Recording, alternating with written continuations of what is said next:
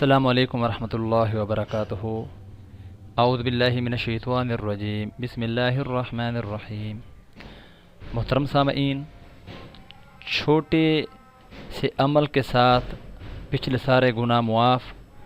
حضرت ابو ہریرہ رضی اللہ تعالیٰ عنہ سے روایت ہے کہ رسول اللہ صلی اللہ علیہ وسلم نے ارشاد فرمایا، جب امام رکوع سے اٹھتے ہوئے سمی اللہ لمن حمدہ کہے تو تم اللہم ربنا لک الحمد کہو، جس کا یہ کہنا فرشتوں کے کہنے کے ساتھ مل جاتا ہے اس کے پچھلے سارے گناہ معاف ہو جاتے ہیں۔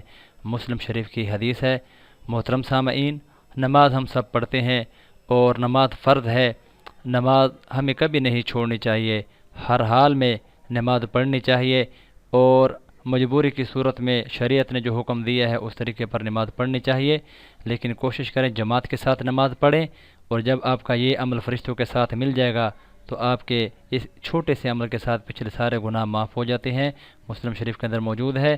میں امید کرتا ہوں آپ اس بات کو اپنے دوسرے مسلمان بھائیوں تک پہنچائیں گے۔